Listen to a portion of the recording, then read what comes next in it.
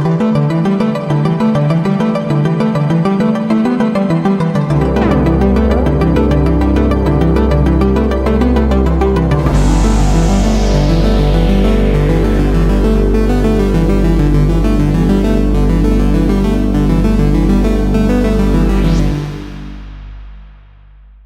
हम डिस्कस करेंगे कि जब हम मुख्तलिफ डेटा सेट्स को हमारे पास आ गए तो अब हम उनका एनालिसिस कैसे स्टार्ट करेंगे।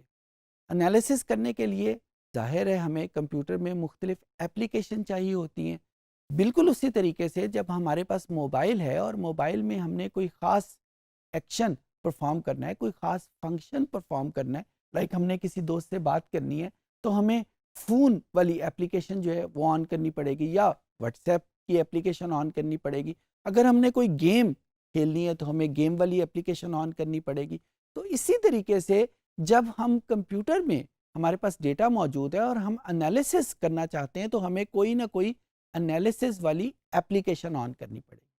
तो जब हम एप्लीकेशन पे आते हैं तो यकीन जानिए हमारे पास मिलियंस नहीं बिलियंस के हिसाब से एप्लीकेशन मौजूद हैं जो मुख्तलिफ एनालिसिस हमारे लिए परफॉर्म कर रही हैं। ये जो एप्लीकेशंस हैं कुछ बहुत आसान हैं सीखना, कुछ सीखने के हिसाब से मुश्किल हैं कि हमें उसके लिए पहले बहुत कुछ सीखना पड़ता है। कुछ एप्लीकेशन फ्री हैं, कुछ एप्लीकेशन हमें पैसे दे के ख़रीदनी पड़ती हैं। कुछ एप्लीकेशन का इस्तेमाल पाकिस्तान में बहुत आम है, कुछ एप्लीकेशन पाकिस्तान में लोगों ने नाम भी नहीं सुना हुआ। मैं पाकिस्तान का जिक्र इस वजह से कर रहा हूँ कि ज़ाहिर है जब हम कोई एनालिसिस करने लगते हैं और कोई ख़ास एप्लीकेशन यूज़ करते हैं तो अगर हमारे क्लाइंट को ये पता ही नहीं है कि मैं किस एप्लीकेशन में इसका एनालिसिस कर रहा हूँ तो हमें अपनी बात समझाना उसको ज़रा मुश्किल हो जाता है। अच्छा बाय द वे कि बहुत सारी एप्लीकेशन ऐसी हैं जिनका आपको पहले से पता है। हमारे पास माइक्रोसॉफ्ट ऑफिस मौजूद है। माइक्रोसॉफ्ट ऑफिस की बात जब करते हैं तो उसके मुख्तलिफ कंपोनेंट हैं, like Microsoft Word, like Microsoft Excel, PowerPoint और इस तरह की चंद एक और एप्लीकेशन। तो ये वो एप्लीकेशन है जिनको आपको पहले से पता है। अगर हमने कोई डॉक्यूमेंट कंपोज करना होता है तो हम आमतौर के ऊपर माइक्रोसॉफ्ट वर्ड में आते हैं। अगर हमें कोई छोटा मोटा एनालिसिस करना है, कोई जमा तफरीक करनी है, कोई अकाउंटिंग सिस्टम डेवलप करना है तो उसके लिए हम आम तौर के ऊपर एक्सेल यूज़ करते हैं। सिमिलरली अगर कोई प्रेजेंटेशन करनी है तो पावर पॉइंट यूज़ करते हैं। ये वो आम एप्लीकेशन है जो हम यूज़ करते हैं और हर एप्लीकेशन का एक एरिया है। हम डॉक्यूमेंट कंपोज करने के लिए पावर पॉइंट को यूज़ नहीं कर सकते, एक्सेल को यूज़ नहीं कर सकते। सिमिलरली जब हमने कोई जमा तफरीक का काम करना है, कोई अकाउंटिंग सिस्टम डेवलप करना है या कोई और एनालिसिस करना है तो हम एक्सेल को यूज़ करते हैं, हम वर्ड को यूज़ नहीं कर सकते। तो ये एरिया जो है ये काफ़ी क्लासिफाइड है कि हम कौन सी एप्लीकेशन किस काम के लिए यूज़ करते हैं। तो हम एक स्टेप आगे बढ़ते हैं, हम उस एनालिसिस की तरफ आते हैं। एनालिसिस में जाने से पहले अभी आपके सामने मैंने नाम लिया माइक्रोसॉफ्ट ऑफिस। अच्छा जब हमने माइक्रोसॉफ्ट ऑफिस में कोई काम करना होता है यानी उसकी कोई एप्लीकेशन यूज़ करनी है, माइक्रोसॉफ्ट वर्ड यूज़ करना है या एक्सेल यूज़ करनी है तो सबसे पहले हमें अपने कंप्यूटर में उसको इंस्टॉल करना पड़ता है। इंस्टॉल नहीं करेंगे हम उसको यूज़ नहीं कर सकते। अच्छा ये एप्लीकेशन आप सबको पता है कि ये फ्री नहीं है, you have to purchase them.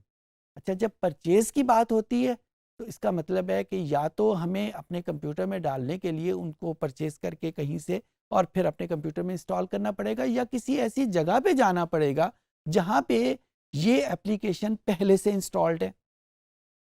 तो installation is a compulsory requirement to use Microsoft Office. जब माइक्रोसॉफ्ट ऑफिस के अलावा भी बहुत सारे ऑफिस की प्रोडक्शन या ऑफिस की एप्लीकेशन मौजूद है। बहुत पॉपुलर एक एप्लीकेशन है जिसे हम गूगल ऑफिस कहते हैं। यानी गूगल ने भी माइक्रोसॉफ्ट ऑफिस की तरह का एक एनवायरनमेंट डेवलप किया हुआ है। उसी तरह की एप्लीकेशन गूगल भी प्रोवाइड कर रहा है।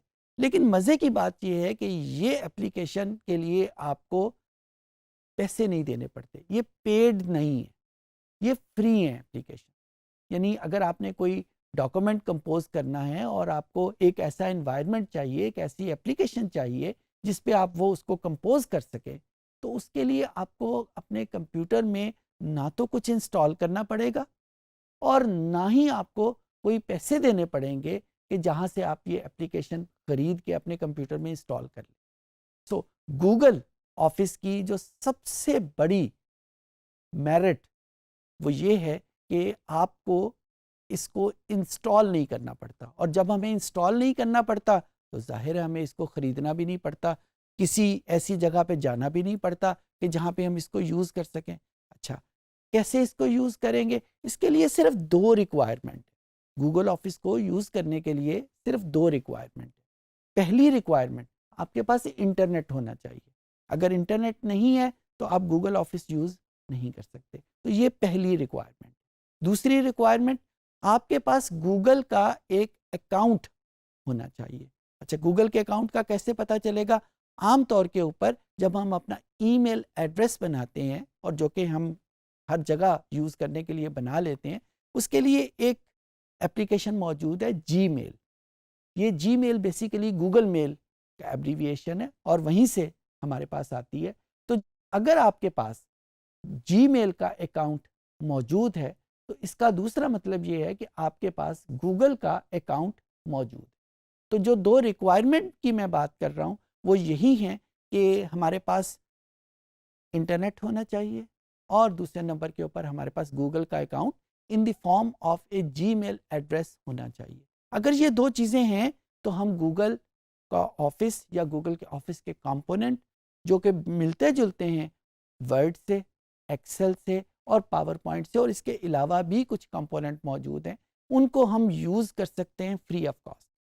हमें किसी जगह पे जाने की ज़रूरत नहीं है, हमें कोई लाइसेंस लेने की ज़रूरत नहीं, कोई पैसे देने की ज़रूरत नहीं है। These are all free for everyone. अच्छा, एक और खूबी गूगल ऑफिस की बहुत अच्छी है जो आज के हिसाब से अगर देखा जाए तो बहुत इंपॉर्टेंट भी हो जाती है। अगर मैं माइक्रोसॉफ्ट का ऑफिस यूज़ कर रहा हूँ तो, और मैंने एक डॉक्यूमेंट कंपोज किया है और वो डॉक्यूमेंट मैंने अपने एक दोस्त को देना है या अपने पास सेव रखना है किसी और कंप्यूटर में काम करने के लिए, तो मुझे उसको सेव करने के लिए एक यूएसबी स्टिक या कोई एडिशनल मेमोरी रिसोर्स चाहिए, मेमोरी सोर्स चाहिए। आमतौर पे यूएसबी में हम स्टोर करते हैं। तो यूएसबी जब भी हम यूज़ करते हैं एक कंप्यूटर से जब हम दूसरे कंप्यूटर में जाते हैं, अक्सर हमें शिकायत होती है कि एक कंप्यूटर के वायरसेस दूसरे कंप्यूटर में शिफ्ट हो जाते हैं, और यूएसबी आम तौर के ऊपर हम अवॉइड करते हैं यूज़ करना एनालिसिस के एनवायरनमेंट में, क्योंकि वो वायरसेस का गढ़ होती है, उसमें बेतहाशा वायरसेस होते हैं, कहीं पे भी आप यूज़ करें। सो माइक्रोसॉफ्ट वर्ड में यूएसबी को यूज़ करना एक सॉर्ट ऑफ नेसेसिटी बन जाती है, जबकि गूगल के ऑफिस में ऐसी कोई रिक्वायरमेंट नहीं है। आपने एक डॉक्यूमेंट अगर कंपोज किया है और अगर आप अपने दोस्त के साथ, अपने किसी और कुलीग के साथ वो शेयर करना चाहते हैं, तो उसमें लिए आपको यूएसबी स्टिक की बिल्कुल ज़रूरत नहीं है। आप बिल्कुल उसको दूसरे तरीके से शेयर कर सकते हैं, अभी मैं आपको बताऊंगा भी। अच्छा, मेरा यहाँ पे मतलब हरगिज़ नहीं है कि माइक्रोसॉफ्ट ऑफिस की कोई बुराई कर रहा हूँ। माइक्रोसॉफ्ट ऑफिस की जो मेरिट्स हैं वो बिल्कुल डिफरेंट है, उसकी जो सुप्रीमेसी है वो बिल्कुल डिफरेंट ग्राउंड्स पे है। गूगल एनालिटिक्स बहुत सारे ऐसे काम नहीं कर सकता, या गूगल एनालिटिक्स की जो कंपोनेंट्स हैं वो बहुत सारे ऐसे टास्क परफॉर्म नहीं कर सकते जो माइक्रोसॉफ्ट ऑफिस बड़ी आसानी के साथ कर लेता है। हम तफसील के साथ इनको डिस्कस करेंगे। तो मैं ये ज़रूर कहूँगा कि माइक्रोसॉफ्ट ऑफिस और गूगल ऑफिस ये 2 डिफरेंट एनवायरनमेंट हैं, हर एक की अपनी खूबियाँ और अपने डीमेरिट्स हैं। जो खूबी मुझे बहुत ज़्यादा पसंद है गूगल ऑफिस की वो यही है कि आपको इंस्टॉल नहीं करना पड़ता, और जब आपको इंस्टॉल नहीं करना पड़ता तो उसके लिए आपको ना तो कोई उसकी लाइसेंस फ़ीस देनी पड़ती है, ना आपको किसी ऐसी जगह पे जाना पड़ता है जहाँ पे वो गूगल ऑफिस इंस्टॉल है, और ना ही आपको अपने कंप्यूटर की स्पेसिफिकेशन का ख्याल रखना पड़ता है। बड़ा सिंपल कंप्यूटर भी ऑफिस गूगल ऑफिस इंस्टॉल कर लेता है। माइक्रोसॉफ्ट ऑफिस जब इंस्टॉल करें तो कुछ रैम की रिक्वायरमेंट होती है, कुछ ऑपरेटिंग सिस्टम की रिक्वायरमेंट होती हैं, बाज़ कंप्यूटर पे बड़ी आसानी के साथ इंस्टॉल हो जाता है, माइक्रोसॉफ्ट ऑफिस बाज़ कंप्यूटर पे नहीं होता। गूगल ऑफिस में ऐसी कोई प्रॉब्लम नहीं है। ओके, अब हम कंप्यूटर पे आते हैं। मैं आपको दिखा देता हूँ कि हम इसको इंस्टॉल अपने कंप्यूटर में इस्तेमाल कैसे करेंगे और इस पर काम करना कैसे शुरू करेंगे। तो ये जो ही आपका कंप्यूटर वेरीफाई कर लेगा कि आपका जीमेल का अकाउंट, गूगल का अकाउंट ओके है, ये इस किस्म की स्क्रीन आपके सामने ओपन हो जाएगी।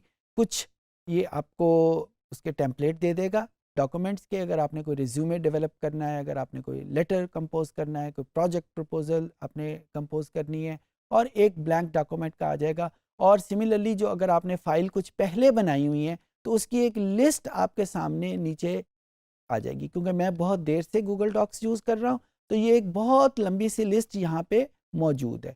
यहाँ पे आपके केस में, आपके कंप्यूटर्स में अगर आप साथ साथ कर रहे हैं तो यहाँ पे ये बिल्कुल ब्लैंक होगी क्योंकि आपने पहले गूगल डॉक्स यूज़ नहीं किया।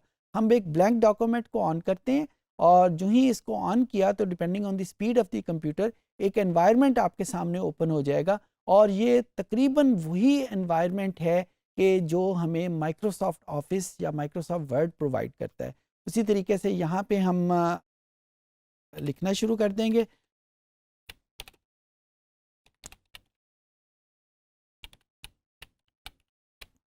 और ये ऑटोमेटिकली इसको सेव कर रहा है। जो ही हम इसका यहाँ पे नाम रख लेंगे वो ऑटोमेटिकली इसका नाम रख देगा और ऑटोमेटिकली इसको सेव करना शुरू कर देगा। अभी थोड़ी देर पहले मैंने आपसे डिस्कस किया कि ये ऑटोमेटिकली शेयरिंग भी हो जाती है। ये एक राइट अपर कॉर्नर के ऊपर शेयर का बटन क्लिक मौजूद है। इसको जो ही हम क्लिक करेंगे तो ये आपसे रिक्वायर करेगा कि इस पर्टिकुलर डॉक्यूमेंट को आप किसके साथ शेयर करना चाहते हैं। अपने किसी दोस्त की, और जाहिर है वो दोस्त जिसके पास जीमेल का एड्रेस मौजूद है उसी के साथ आप इसको शेयर कर पाएंगे, किसी दूसरे के साथ इसको शेयर नहीं कर पाएंगे। ये गूगल की हेजीमनी है या गूगल की रिक्वायरमेंट है जो कि आपको फॉलो करनी है। और वंस ये आप उसका नाम लिखेंगे ऑटोमेटिकली उसके कंप्यूटर में एक ईमेल चली जाएगी जिससे उसको पता चल जाएगा कि एक डॉक्यूमेंट जो है वो उसके साथ शेयर हो गया। अच्छा, ये एनवायरनमेंट हम या इस पर्टिकुलर गूगल डॉक्स को हम बहुत सारी एप्लीकेशन में भी यूज़ करेंगे, बहुत सारे एनालिसिस में भी यूज़ करेंगे अगले सेशंस में। तो उन सेशन में हम इसको मज़ीद एक्सप्लोर करेंगे। इस वक्त तक के लिए मैं आपके सामने यही बताना चाह रहा था, या मेरी रिक्वायरमेंट ये है आपसे कि आपको ये पता चल जाए कि गूगल ऑफिस या गूगल डॉक्स को आप ऑन अपने कंप्यूटर्स में कैसे करते हैं।